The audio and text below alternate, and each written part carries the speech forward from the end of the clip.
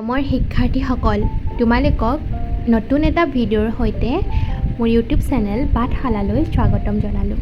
আজি আমি অসমীয়া পাঠ্যক্ৰমৰ 4 নম্বৰটো পাঠ ৰুওঁগৈ বলা গছৰ পুলিৰ ভাষা অধ্যয়নৰ যিখিনি প্ৰশ্ন উত্তৰ আছিলে সেইখিনি আলোচনা কৰিম। এই প্ৰশ্ন উত্তৰখিনি পৃষ্ঠা নং 47, 48, 49ত আছে। প্ৰথমটো আমাক দিছিলে ক অংশৰ লগত খ অংশ মিলাব লাগে। মই উত্তৰটো সুন্দৰকৈ কৰি দিছোঁ। ছবিখন আহঁতজোপা পুখুৰীটো ছোৱালীজনী কাঠ ছটা। নেক্সট প্ৰশ্নটো দিছে বিশেষ্য, বিশেষণ, সৰ্বনাম, অব্যয় আৰু ক্ৰিয়া বাছি উলিয়াব লাগে। এইসমূহো উত্তৰ মই কৰি দিছোঁ। বিশেষ্যত হ'ব নাম বুজোৱা শব্দ মনন, চকু, চুবুৰী, জেউৰা। বিশেষণ যিয়ে বিশেষ্যৰ দুখ গুণৰ বৰ্ণনা দিয়ে, ধুনীয়া, ভাল।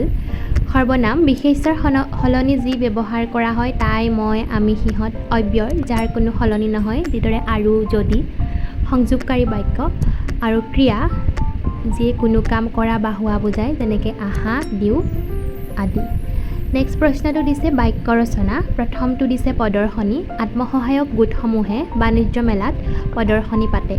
খেলপথাৰ বিদ্যালয়ৰ সন্মুখত খেলপথাৰ থাকে। ধৰণী ধৰণীখন সুন্দৰকৈ ৰখা প্ৰত্যেকৰে দায়িত্ব। পুথিভঁৰাল পুথিভঁৰালত আজৰি সময়ত গৈ অধ্যয়ন কৰিব লাগে। গছপুলি নিজৰ জন্মদিনত একোটাকৈ গছপুলি ৰোৱাৰ অভ্যাস কৰিব লাগে।